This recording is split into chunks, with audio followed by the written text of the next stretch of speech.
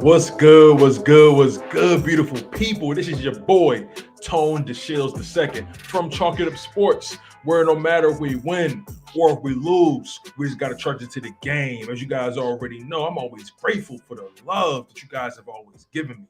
Man, oh man, Chalk It Up Sports is alive and full effect. Like I always say, I'm giving you guys Chalk It Up Sports daily, Monday through Friday at 1 p.m. Eastern Time.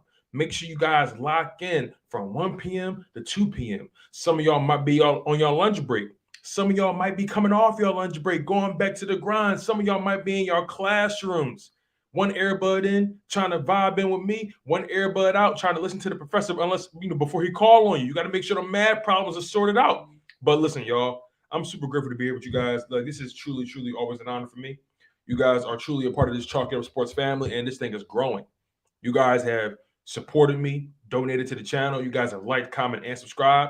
Keep putting your best foot forward because the more y'all put, the more work y'all put in, the more work I put in. You know what I'm saying? The more charged up y'all is, the more charged up I am. And Chalk It Up Sports is nothing without you guys, man. I'm your humble host, DeShields II, and we got a good show lined up for you guys. We have a guest coming on, I want to say, in about 20 minutes. My man, Mitch Kovsky. Make sure you guys keep it locked. We're going to have a lot of things to discuss when it comes to the Philadelphia 76ers and the Philadelphia Eagles. Talking about the NFL draft, talking about the free agent moves the Philadelphia Eagles did and have not done yet, talking about the NBA playoffs and the Sixers, not knocking the Toronto Raptors, off their square. It's just so much to discuss, and I'm really glad to be here with you guys. So, let's touch on some topics because, Howie Roseman had his press conference today. And if you ask me, he said a whole lot of nothing. And it's to be expected. The NFL draft is right around the corner. And the last thing Howie Roseman wants to do is tip his hand. You don't want to give out too much information, whereas though other organizations may use it as leverage against you when it comes to the upcoming draft. You don't want teams to know exactly who you're targeting. You don't want these guys to get the jump on you. And I completely understand that. But I gotta give credit to the Philadelphia media. I gotta give them credit.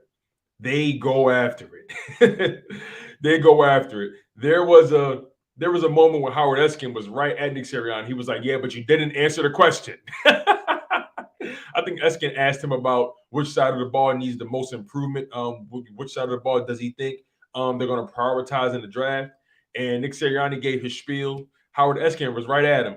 Nick, you didn't answer the question. That does not answer the question. I love Howard Eskin. He could be a class a-hole, but it is what it is, man. Like I love Philly media. We go after, we put that pressure on these guys, and what more can you ask for? Especially when fans are dedicating so much of their own money to these organizations.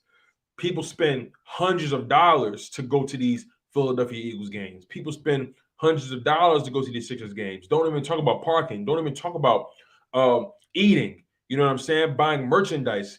There's so much that goes into being a fan. And these organizations need to respect that. And when they're being held accountable by not only the media, but by us, you got to respect it. You know what I'm saying? We got some people on the live stream already. Make yourselves known. Shout out to my man, John Jones. What's going on, OG? Thank you for being here, man.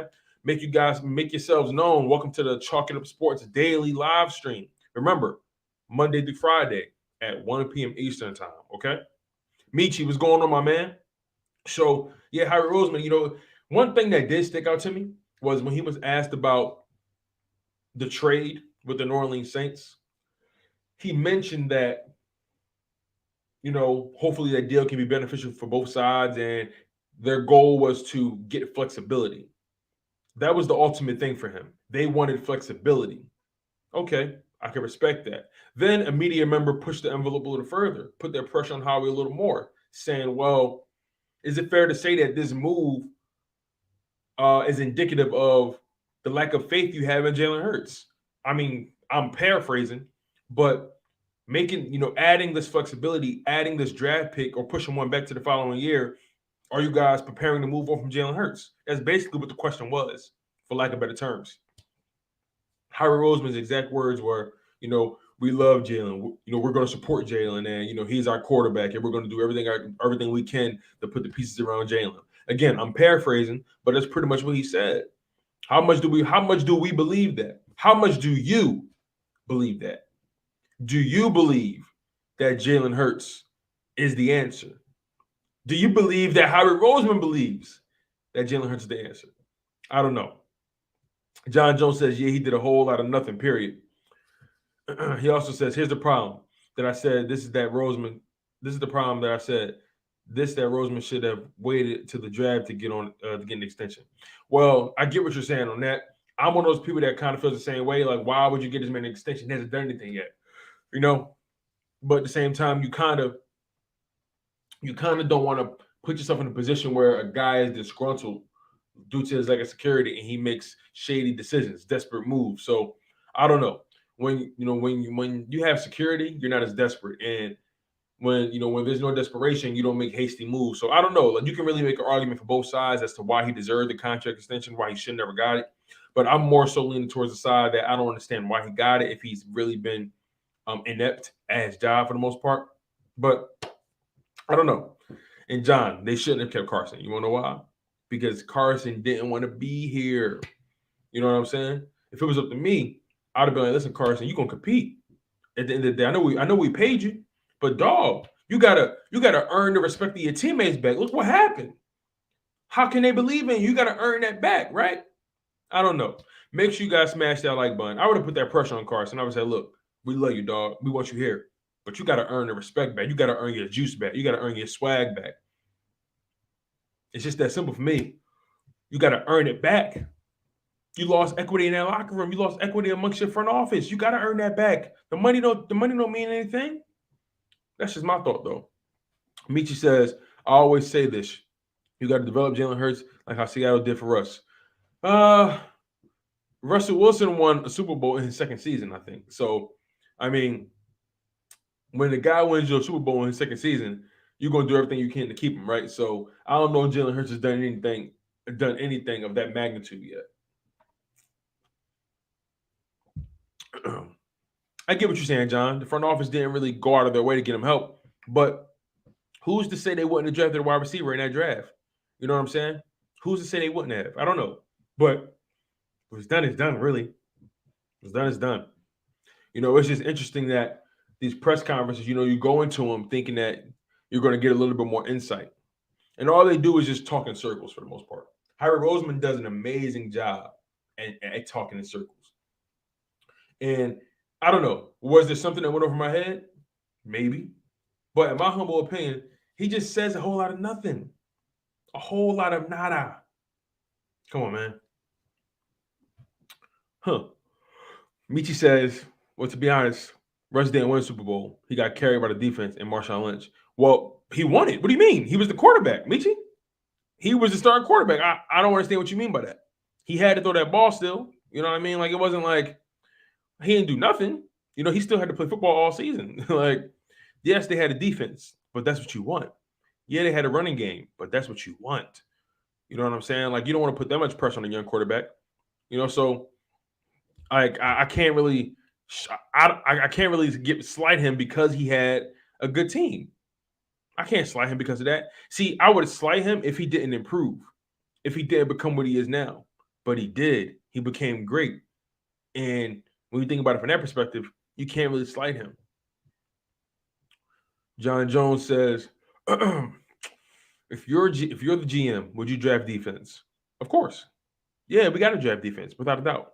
I wouldn't be surprised if they go cornerback in that first round or edge, and then probably get a wide receiver as well. They're definitely going to draft defense. Don't get it twisted. They're not going to go all defense, but they're going to draft defense. Most of their free agent moves, when it comes to free agent signings, have been defensive related. But I'm going to ask you guys a question.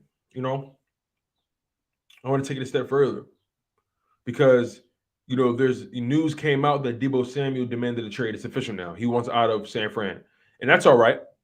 But it's interesting because there's so many of these young guys that want out. Guys like A.J. Brown wants out of Tennessee if they're not going to pay him. Terry McLaurin wants out of Washington if they don't want to pay him. Deebo Samuel, DK Metcalf wants out of Seattle if they don't pay him. You get what I'm saying? There's so many of these young guys, these young wide receivers coming off of rookie deals that want to get paid. And they deserve it, right? They put in all the work. They've developed. They've stayed healthy for the most part. AJ Brown, I don't know. It remains to be seen.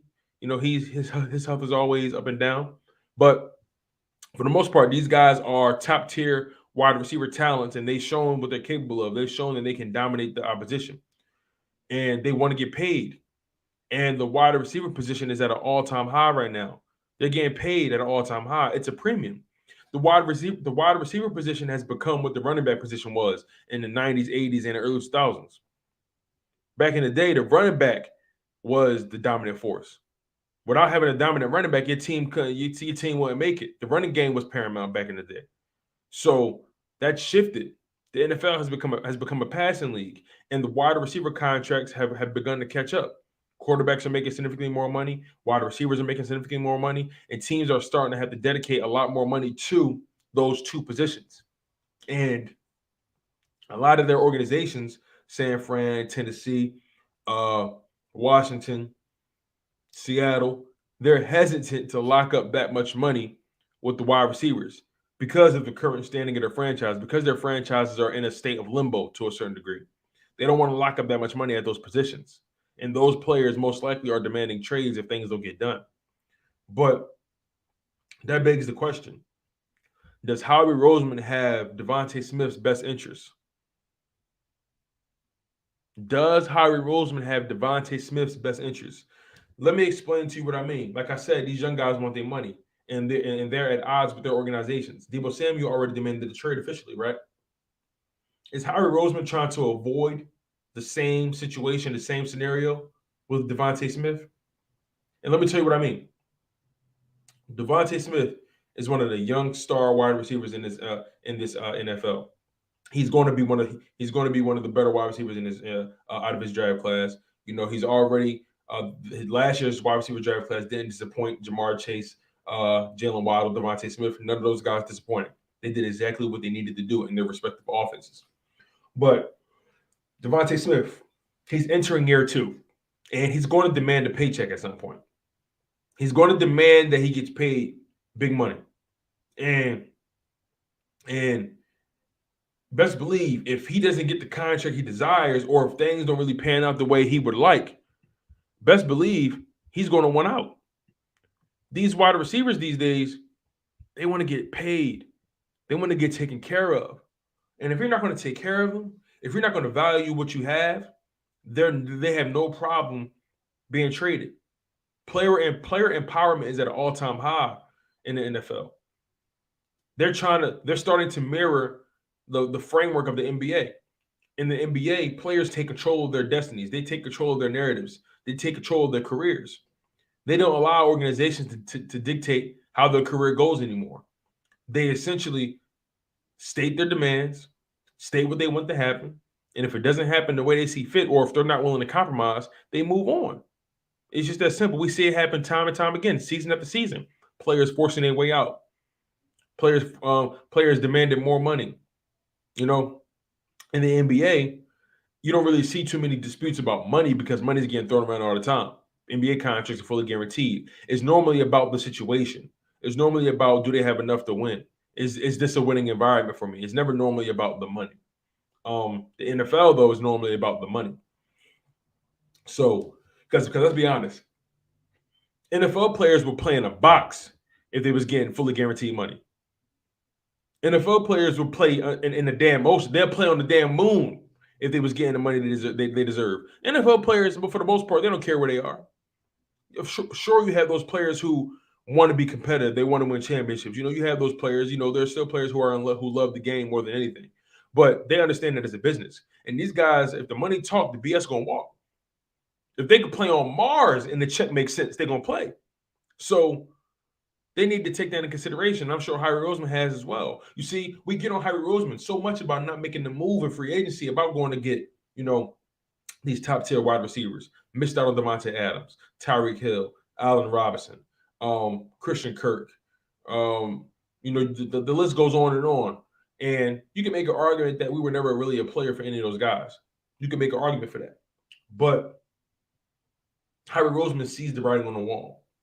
He sees that the payday for these wide receivers is going up, going up, going up. You're seeing wide receivers making $30 million a year, $25 million a year, $20 million a year, $18 million a year. You're seeing these wide receivers making damn near quarterback money.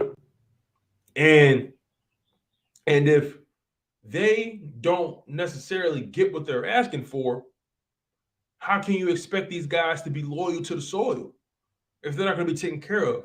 Like I said, Devonta Smith is entering year 2. He's entering year 2. And best believe the contract year is coming up. After this season, him and his agent already going to start pushing the envelope forward. Say, hey, listen, Howie, here's what we're looking for. They're going to put that paper on the table and they're going to say, look, this is what we're looking for. This is the kind of numbers we're looking for. After year 2, once year 3 starts, best believe. And you know Howie Roseman, he loves to get in early. Howie Roseman loves to pay guys early. He loves to get ahead of the curve. He doesn't like to allow guys to get too close to free agency so they can start demanding a bigger payday. He gets guys at what they're currently standing at. You saw how he did Dallas Goedert, paid him early, still made him a top 5 paid tight end, but got him paid early. You saw what he did with Jordan Mailata, got him paid early before he could start demanding some big money. Josh Sweat, paid him early. You know what I'm saying? That's what Howie Roseman does. He tends to pay guys early. And I'm pretty sure he'll do the same thing with Devonta Smith. I know so that says to me, he values the wide receiver core right now as it stands. I know we're going to draft another wide receiver. That's what I believe. But I still think that Devonta Smith is his pride and joy. He wants to pay him. And if he ends up paying any one of these other big-time wide receivers, that's bye-bye to Devonta Smith. I get it, you guys. Y'all want to go get these big-time wide receivers. I'm with you. But best believe this.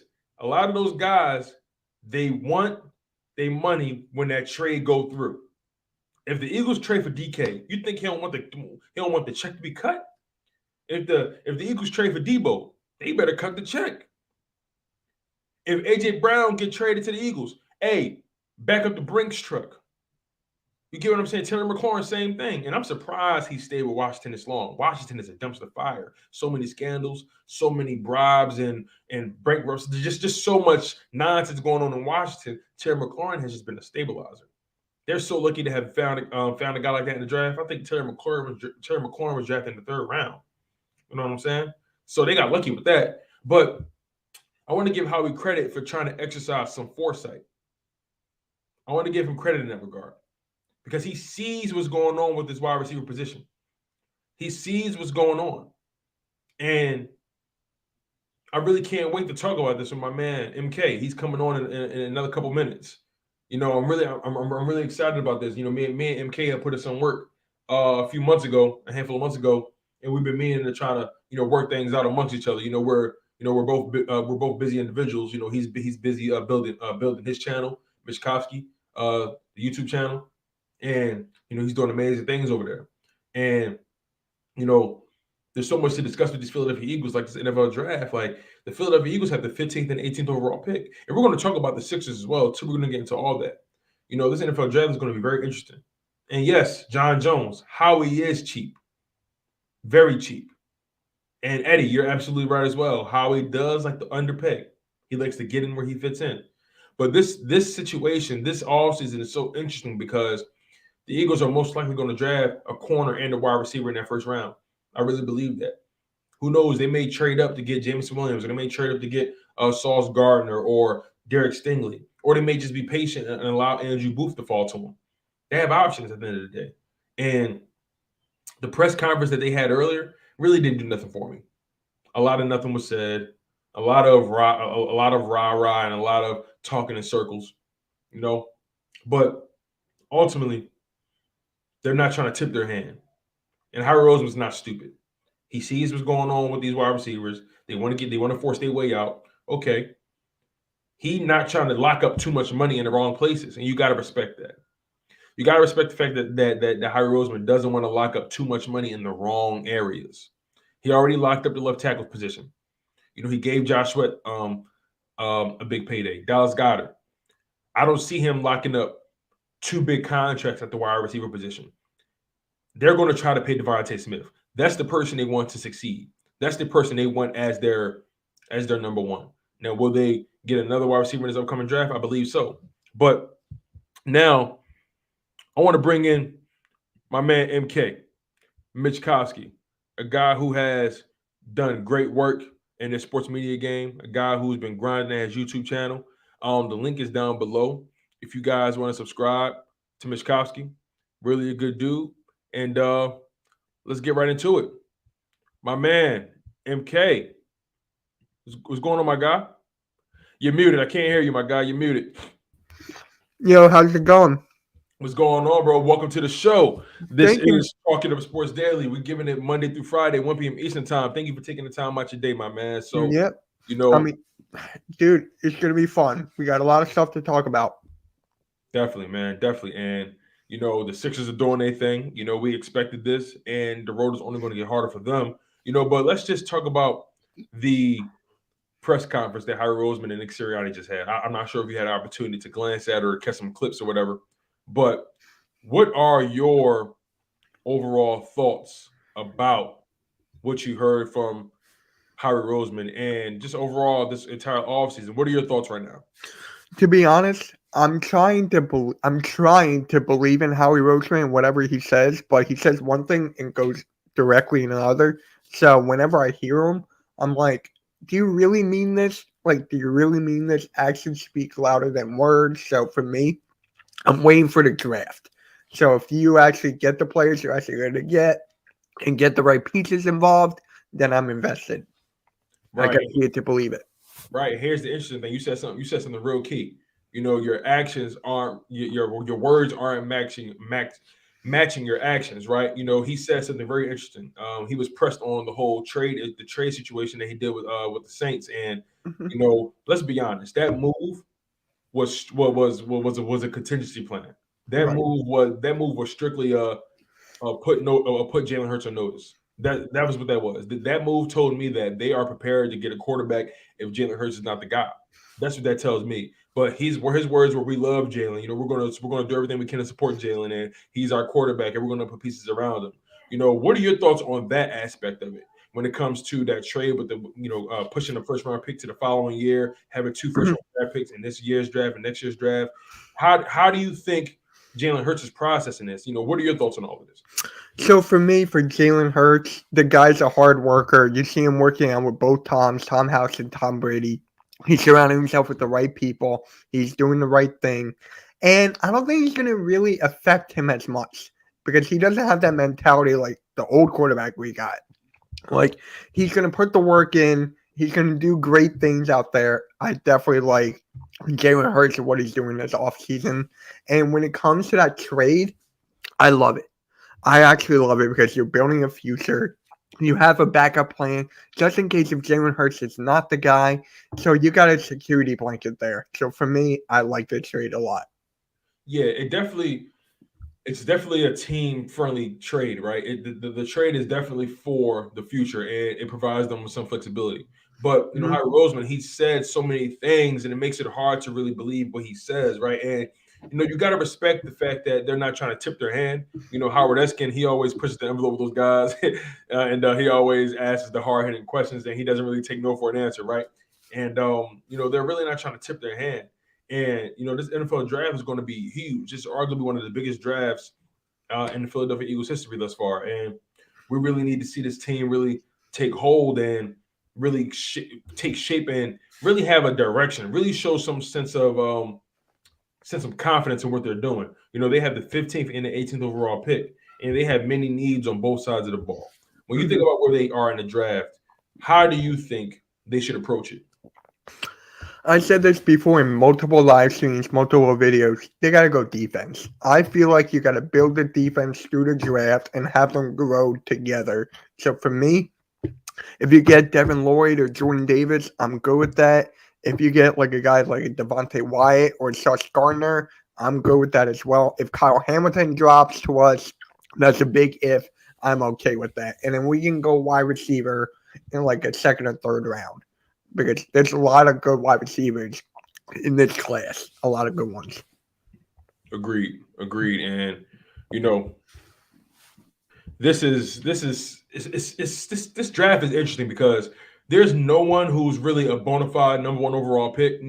Each and every week, every time a new mock draft comes out, every time a new report comes out, you see guys saying, "Oh, this guy's going to go number one overall. Oh, it's going to be Aiden Hutchinson. Oh, it's going to be Kevin Thibodeau. Or maybe Kyle Hamilton. Oh, it may be Evan Neal." There's so many guys.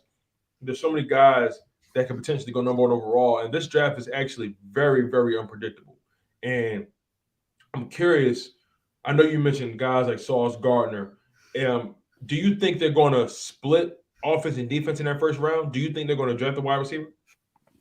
Honestly, I don't know because it's Howie Roseman. He's so unpredictable. He can go one way and go the other. So if I see him go wide receiver and defense, I'm okay with it. But I would just rather go defense and defense. That's just me. Right. Now, in a perfect world, who are your two defensive guys that you would get? In a perfect world, like no injuries, no trade ups, exactly like boom. Well, if everything worked out in your favor, what are the two guys that you would choose for the 15th and 18th overall pick? If everything worked out exactly how you wanted it, who would you choose? I would choose Jordan Davis and Sauce Gardner without going up. If I trade up, give me Hutchinson all the way. I'm a huge Michigan fan guy. I'm a huge Michigan fan. I would love that, but that's not going to happen. Right. And I got to be honest, man. I met Jordan Davis in person. Shook hands with him, talked to him for a while. He is a large man. He's a large man, like good dude too, man. Like just real humble, real like laid back. Loves the game. And if the Eagles find a way to snag him, that'd be amazing. I'm thinking about guys like at the wide receiver position.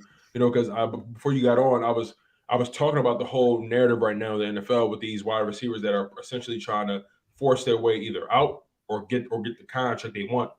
Guys like AJ Brown, guys like Terry McLaurin, Deebo Samuel, DK Metcalf. There's a handful of wide receivers who have already forced their way out. Tyreek Hill forcing his way out from Kansas City to get paid from Miami. Devonta Adams forced out of Green Bay, went to the Las Vegas Raiders and got his big payday. These wide receivers now are making 30, 28, 25, $20 million a year. These guys are making basically starting quarterback, maybe backup quarterback money now. And, a lot of organizations, a lot of these GMs are extremely hesitant to lock up this amount of money in one position. And I'm curious to know, what are your thoughts on the dynamic of the wide receiver position, how it's affected cap space, and overall, what are your thoughts on the Philadelphia Eagles, not really pulling the trigger on any of these on any of these top tier guys?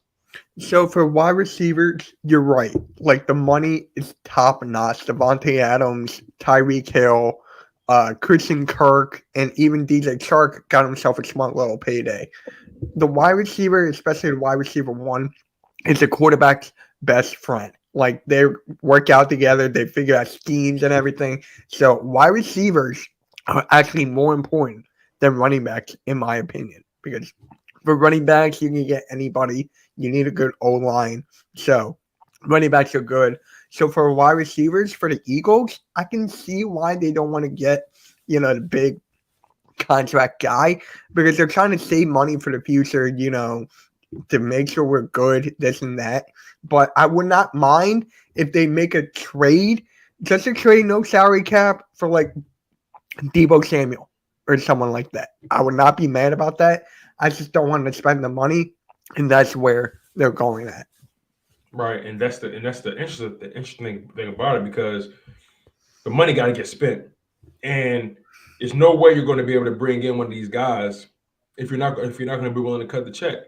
And by them not being willing to cut the check or take the risk, that tells me they don't believe in Jalen Hurts as much as they say they do. Because if they believed in their situation, if they believed in him, if they believed he was ready to lead them, they would do everything they can to put all the pieces around him. But they've been pretty basic about it. You think about guys they brought in. They brought in Zach Pascal at wide receiver. Right.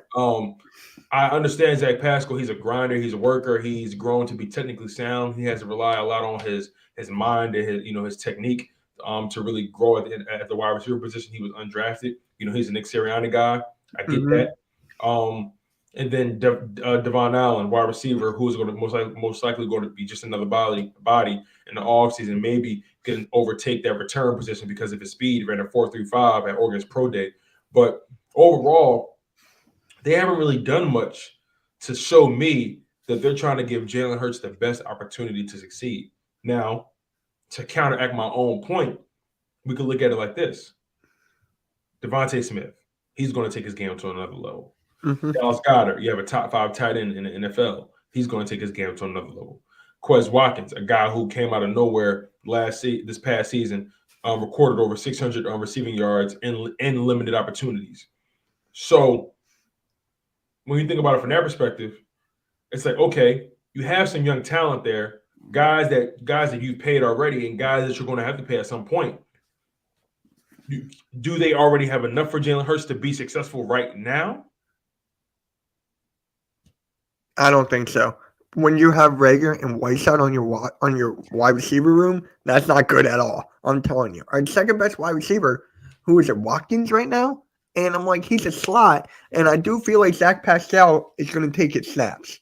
I really feel like that. So the wide receiver room, we really need to address. We really do. Yeah, most definitely. And, you mentioned Zach Pascal taking snaps from Jalen Rager. From Watkins. Oh, really? You think so? It could be because he's a slot guy. He can take snaps from Rager as well, but he's a slot guy. And if you know Howie Roseman, he's going to be stubborn and he's going to want Rager out there. So I feel like Rager will be at the 2, and then Zach Pascal will fight with Watkins. Now, here's my pushback to that, because the word is Jalen Rager is on the trade block. They're going to try. They're trying him and Andre Dillard. They're trying to move on from those 2 first-round picks that they drafted 2 years in a row. They're trying to move on from those guys. I think they've acknowledged that they botched those picks. And let's be totally honest, Andre Dillard, he may not be the right left tackle for us, but Andre Dillard, he can start on an NFL team somewhere. He's come in, when Jordan Mailata got hurt, he came in, played very well. You know what I'm saying? Like he played a couple games in a row for Jordan Mailata when he got hurt. But Andre Dillard, Jalen Rager, those guys are on the trade block. So if that happens, as a matter of fact, let me put it to you this way: what's the likely scenario? Jalen Rager being traded first or Andre Dillard? I think it's Dillard because our offensive line is deep. Like, we have good players that can go right in. For our wide receivers, we don't have many good wide receivers. So I think it's going to be Dillard over Rager. Now, remember, you said having Rager there, it's almost like having nobody there. So, exactly. That's exactly my point. We're stuck. We're basically stuck. Like, we're going to be stuck with them unless something actually happens. Yeah, and I'm trying to think to myself, is there a silver lining for Jalen Rager? Is there something that we can pull from this guy? I don't know. I doubt it. I just don't think it's there. Yeah, I don't know either. It's a huge question mark right there.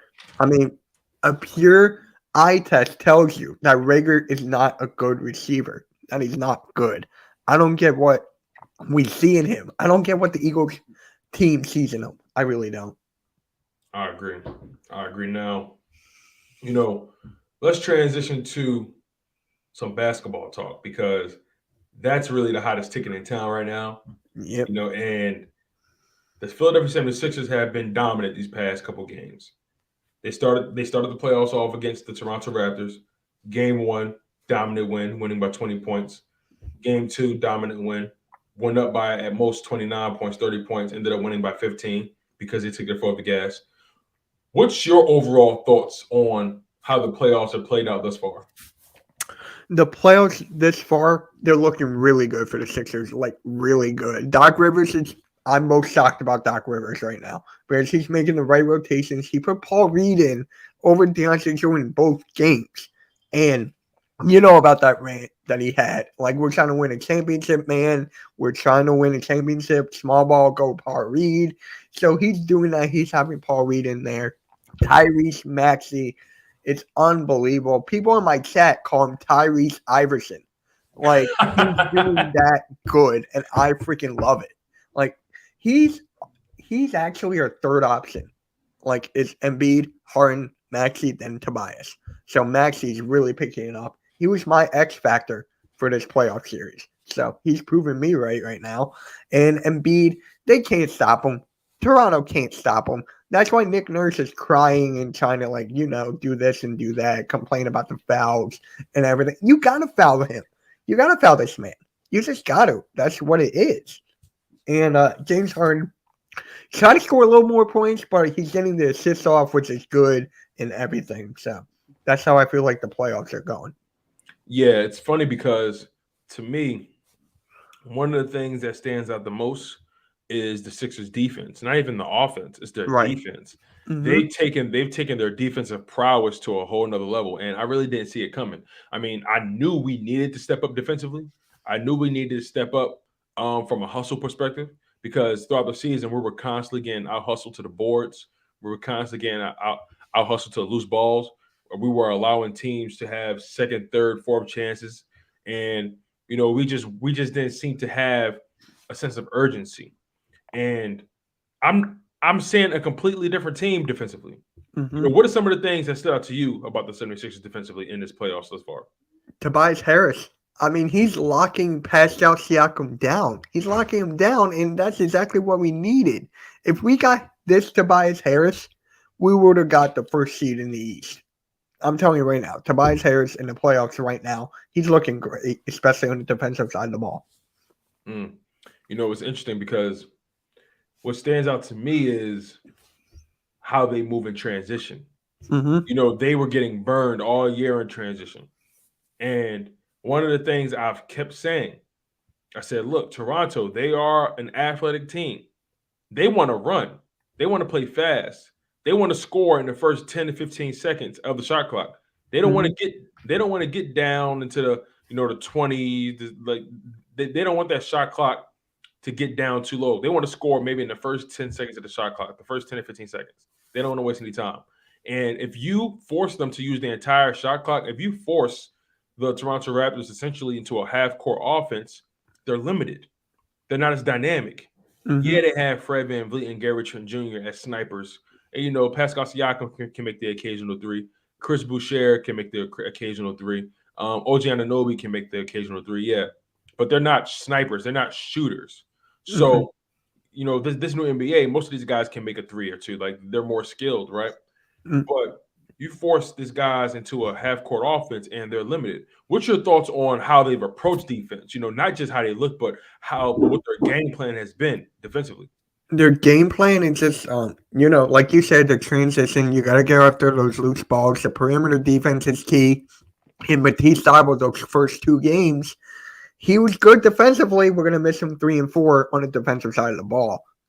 And that's going to be something to see. But for the defensive side, they're doing what they need to do. They're slowing down Pascal. Fred VanVleet is missing buckets. They're not making any buckets consistently.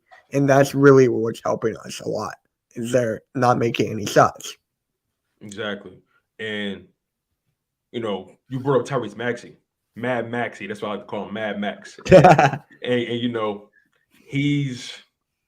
got to be honest, man, Tyrese Maxey, I was kind of surprised that he wasn't really a finalist for Most Improved Player of the Year. But, I'll be honest, a lot of these young guys, man, it's really competitive. Like this, the NBA is in good hands. His draft class, oh my God. When you really think about his draft class in hindsight, a lot of top tier talent. You think about LaMelo Ball, Anthony Edwards, Tyrese Halliburton, Tyrese Maxey, Sadiq Bey. Who else was in his draft class? Emmanuel Quickly. Right. What's the Terrence Mann for the Clippers? Okoro for the Cavaliers. His draft class is amazing, and all those guys are really, really skilled, high level guys. So, Tyrese Maxey, he's been playing out of his mind. 38 points in game 1, 23 points in game 2. Hasn't really shown that he's a one-hit wonder. What do you think Tyrese Maxey's ceiling is? And I know you said he's essentially positioned himself as the third option, but you can make an argument that he's actually the second option. And then you can also make an argument that Tobias Harris is the third right now and James Harden is the fourth, just because of the way they're playing right now. So, Tyrese Maxey, what do you think his ceiling is? The ceiling can go as high as it wants. I'm telling you, this guy's work ethic, his practice, like they had to close down the practice complex for him to go home. Like he really wants to work on his game. His 3-point percentage proves it. He went from like 28 to 31% to 43%, the top 4 in 3-point percentage. I'm telling you, this kid is something. And I still can't believe we got him at pick 21, which is unbelievable. I mean, dude, you have to thank the Markelle Fultz trade, and you have to thank Mike Muscala for hitting that shot. Because if both of those didn't happen, we would not have Maxey right now.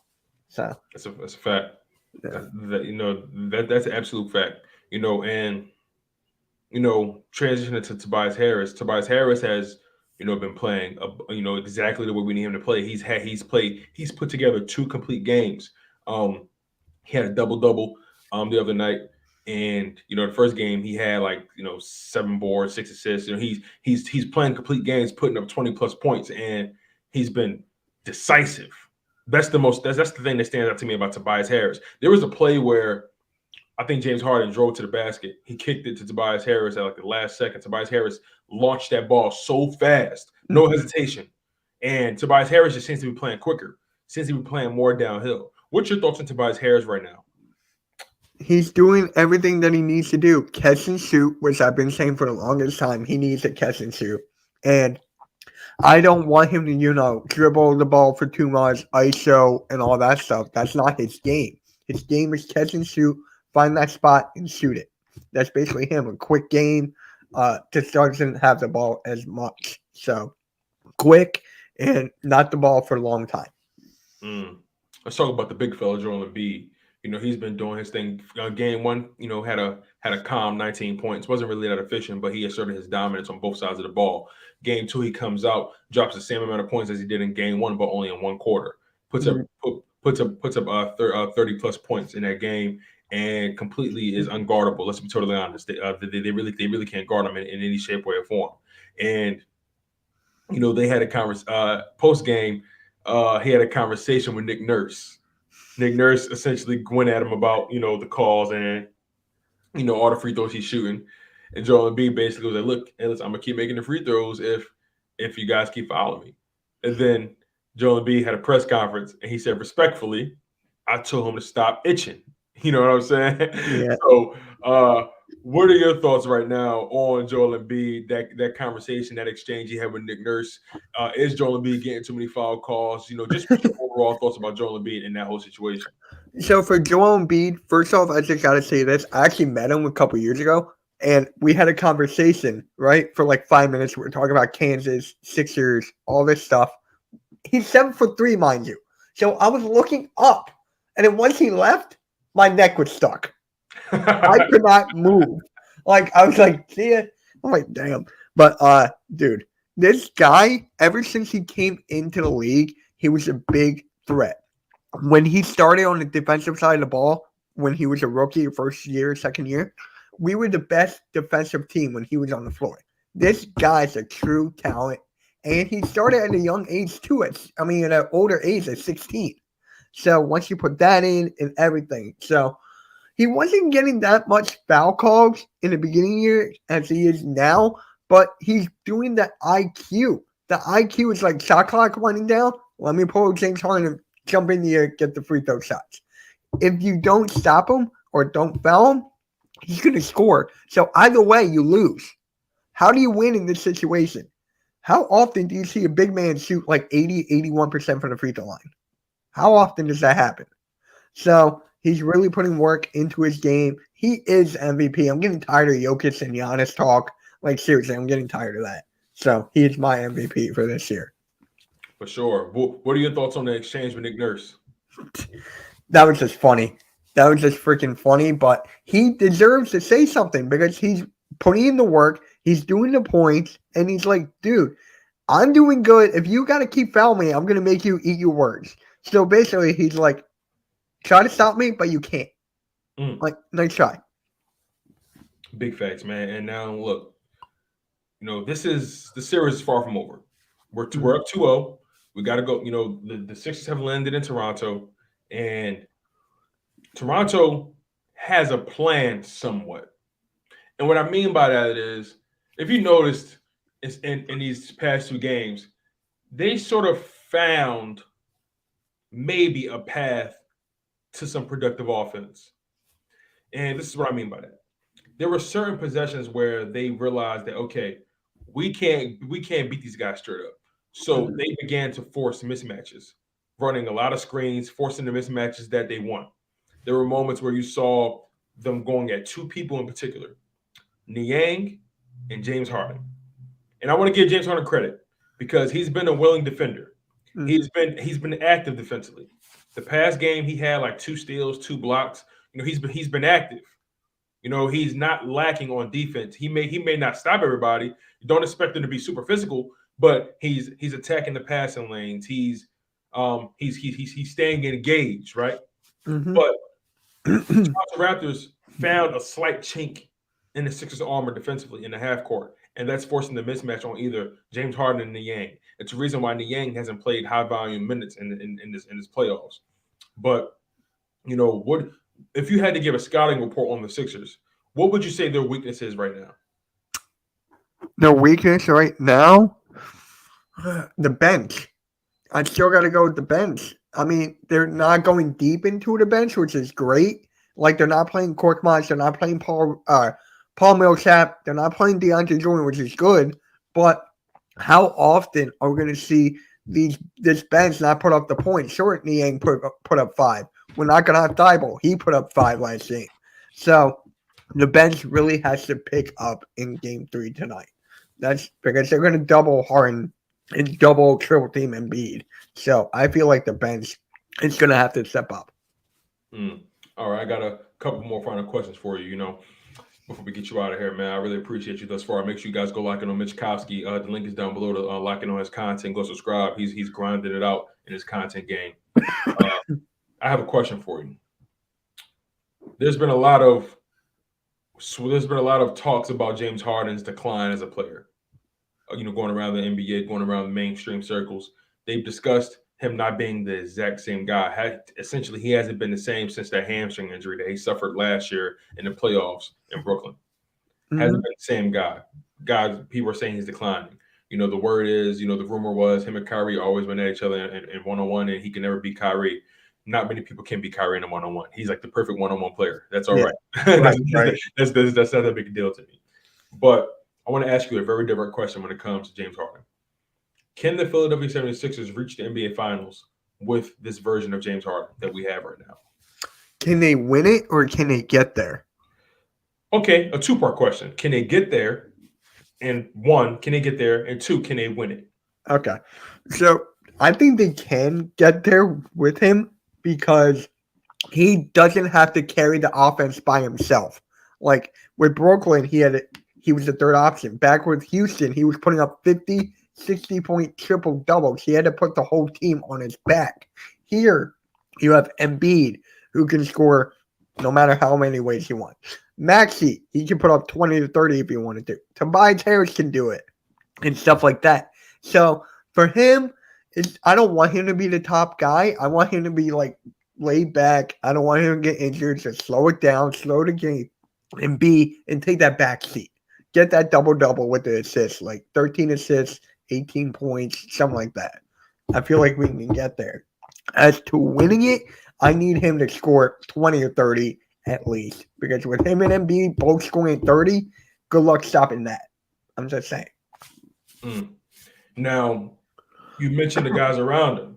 Do the Sixers have a strong enough supporting cast? Because, you mentioned, Maxey is putting up 20-plus points. He might give you 30, if he get hot. Tobias Harris give you 20-plus points, but is that sustainable for him? Joel Embiid is going to do Joel Embiid things. He's unguardable. But this is such an interesting situation for James Harden because I'm of the mindset of the Sixers actually don't need James Harden to average 30 to win it all. Okay. James Harden actually has to this version, this is the version of James Harden, in my opinion, because he has so much help around him, right? Because he has the perfect combo guard next to him in Tyrese Maxey, because he has a big man that can drop 30, 35, 40 on anybody in Joel Embiid.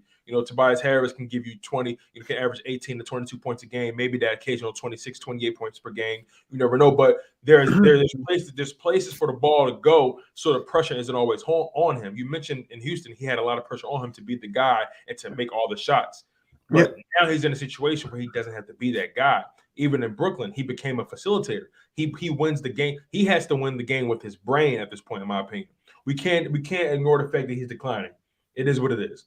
James Harden is declining. He's 32 years old, 33 years old. He's played 13 seasons in the NBA. I feel like so many people are spoiled by the LeBron Jameses of the NBA that he's able to do what he's doing in year 15, 16, 17, being this dominant, at such an old age. But these guys age. These guys aren't going to be the same. You're not going to see Houston James Harden anymore. You're not. Now, you may have those games where he may give you 30 still. He can still get to the rim, but he doesn't have that same burst. It is what it is. But what he provides is more than still what we got from Ben Simmons. I know Ben Simmons is by far a better defender, but outside of that, James Harden is already giving us more than what Ben Simmons ever gave us. Is that fair to say? Yeah, that is definitely fair to say. The offensive game of James Harden is immaculate, right?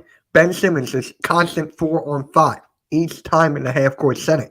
So with James Harden there, it's still a threat. No matter if he's shooting 1 for 20 or 10 for 11, he still has to guard him. He's still a threat on the outside, where Embiid is not used to that with Ben Simmons being there. So that's I like James Harden's offense way more than Ben Simmons.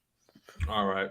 And my final question: What's your prediction for tonight's game? Give me some stat predictions and give me a score prediction.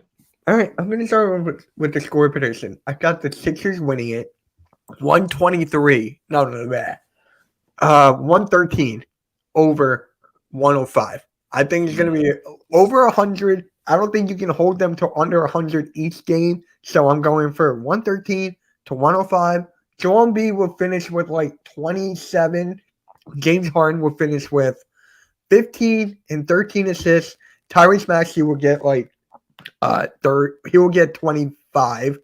And you have Tobias Harris, who will get the occasional 12 to 15 to 18. Okay, so that means you're saying the bench is going to step up a little bit more. I feel like the bench will step up. Doing that math, the bench is going to have to put up at least 30 points, right? About 25 to 30 points, right? If it's possible. I mean, can our bench get hot? That's our question. That is a big that is a big question, man. That is a big question. But Mitch, I really appreciate you for locking in, man. I'm so sorry it took us this long to reach. But sometimes things work out the way they're supposed to work out. And my man, super grateful for you for taking time out your day, coming on here late notice, and truly grateful for what you provided to the show. Chalk It Up Sports Daily is indebted to you. Super grateful to you, my man. Anything you want to ring off, anything you want to promote, while you're here? All right. So you guys can follow me on YouTube at Mitch Topsy, Twitter, Instagram, right there, everything. And you can find me on Spotlight Sports Network, where we're going to do all the play-by-plays, not for the Sixers. Every game we're doing live play-by-plays. So we got that. We got Spotlight Sports streams and everything. And tell DJ I said what's up. I haven't talked to him in a minute. Hey, no problem, man. Listen, that was Mitch Kofsky, you guys. I really appreciate this guy. Mitch, thank you so much for coming on to the live stream. You take care of my guy, and we're going to reconnect. Yeah, man. I'll talk to you later. All right. Bye. Wow, man. Shout out to my man, Mitch Kofsky, for coming into the live stream. Real good dude, real humble guy, man, and just really gives his unadulterated opinion, man. He's been doing this content game longer than me, and he's someone that I pay close attention to. So, man, what do you guys thought so far, man, about everything we discussed today? Like, when it comes to the Philadelphia Eagles, the NFL draft, the Philadelphia 76ers in this playoffs, the Sixers, they have a tall task ahead of them.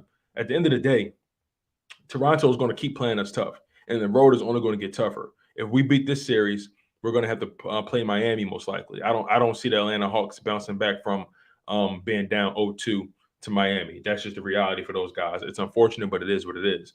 But this is such an important playoffs because a lot is riding on this for all parties involved. James Harden is looking to shake the narrative that he can't get to a finals or a Western Conference Finals. He's trying to shake the narrative that he's unreliable.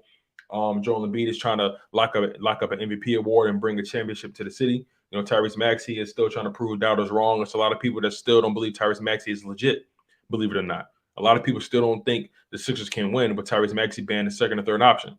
You know, and Tobias Harris, he's still trying to shake some doubters as well. Doc Rivers, same thing. You know, he's trying to shake doubters. You know, no matter what, Doc Rivers has blown 3-1 leads. Doc Rivers has allowed teams to take advantage of him. So a lot is riding on this. Daryl Morey has a lot to prove, you know. So this is really going to be a really interesting playoffs. I really expect the Sixers to win this game. I don't think it's going to be as dominant as game one, but I do think the Sixers are going to win this game decidingly. I think the Sixers are going to be up by. I think the Sixers will dominate this game throughout. There's going to be moments where Toronto limits us, and there are going to be moments where Toronto makes the game closer, that much more competitive. They're going to try to hit us with their best shot. The problem is Toronto can't outlast us. They can't win the war of attrition. That's the problem with Toronto right now. They have a hard time winning the war of attrition when it comes to facing off the Philadelphia 76ers. The Toronto Raptors are going to be without Scotty Barnes tonight, most likely. He's doubtful. Gary Trent Jr., he's questionable. Will he be healthy? You never know. But overall, losing Scotty Barnes was huge for those guys. Huge. Thaddeus Young is not playing, at full strength. Fred VanVleet can't guard Tyrese Maxey. I know he's a shooter, but as we saw in Game 2, the shot can come just as easily as it can go. So I'm expecting Pascal Siakam to keep playing fast, keep playing aggressive. I expect these guys to continue to throw bodies at Joel Embiid, but what can you really do, man? Joel Embiid is unguardable. The reality is the reality. You know, it's a foregone conclusion. They're going to try, but Joel Embiid, James Harden, it's a tough play, especially knowing you got a guy like Tyrese Maxey who can score on all three levels and can create his own shot at will. You give Tyrese Maxey the space, he's going to get to the rim. Now, whether he finishes is entirely on him. But, you know, I'm really curious about the whole narrative about the Sixers being able to win with James Harden as he is now. Now, I think James Harden understands that he can get to a bucket, but I think James Harden is really allowing his teammates to carry him. I think James Harden knows what he's capable of, but he knows that he actually has a supporting cast, and he knows that he doesn't need to drop 30 every night. He wants Tyrese Maxey. See, the thing is, it's important for Tyrese Maxey to take that pressure off of James Harden as a guard. And James Harden loves the fact that he has a Tyrese Maxey. You know, James Harden hasn't played with a guard this good. You know, I know he played with Kyrie here and there, but that wasn't really on a consistent basis. So I can't really use that as an example. But Tyrese Maxey might be the best thing that ever happened to James Harden. Having a young guard that has young legs like that and that's willing to learn from him and that's willing to be a sponge, it's huge. You know, it's huge, you guys. And I really appreciate the fact that we are in a position to actually compete. You know, as much as I loved Ben Simmons at the time, we had limitations with Ben Simmons. This team had a ceiling with Ben Simmons. And that's just the reality. Another reality is I think we got James Harden about a year or two late. And, you know, it is what it is at that point. But the Sixers will win this series. Maybe the Raptors may steal one. Maybe the Atlanta Hawks steal one from the Miami Heat. But the reality is it's going to be the Philadelphia 76ers and the Miami Heat in the second round. And it's a foregone conclusion. And then when it comes to the Philadelphia Eagles, the NFL draft is going to tell us a lot about where we're going. And Jalen Hurts, he has so much to prove. He has so much room to grow. And I have high expectations for all parties involved. I have high expectations for Jalen Hurts. I have high expectations for Joel Embiid, James Harden, Devonta Smith, Tyrese Maxey, Dallas Goedert, Josh Sweat, Quez Watkins. I have high expectations for all parties involved. I have high expectations for Howie Roseman, Doc Rivers, Nick Sirianni. Expectations don't change. You know what I'm saying? The pressure is going to remain on, especially being in Philadelphia. But that's just how I feel about it. I appreciate all the love and support. I appreciate you guys supporting Mitch Kowski on the show. I appreciate all the likes. I appreciate all the subscribers, all the comments. You guys really make this show go. And I'm eternally grateful. Also, just a heads up, the show is going to be starting an hour later tomorrow. I had to take care of some business with my mother. But the show is going to be starting at 2 p.m. tomorrow instead of 1 p.m. So make sure you guys are stay fully locked in. And anybody else that they may be unaware, make sure you let them know as well. And I'm going to also post something in the community section. But Chalk It Up Sports Daily will be starting at 2 p.m. tomorrow instead of 1 p.m. tomorrow. We're going to be going from 2 p.m. to 3 p.m.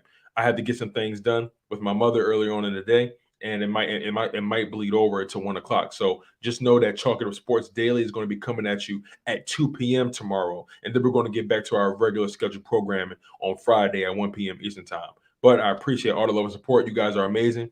I'm your humble host, Tone DeShields II, from Chalk It Up Sports, where no matter if we win or if we lose, we just got charges to the game. One love, stay humble, stay healthy, and most importantly, stay hungry. And we out of here. And let's go Sixers and fly, Eagles, fly.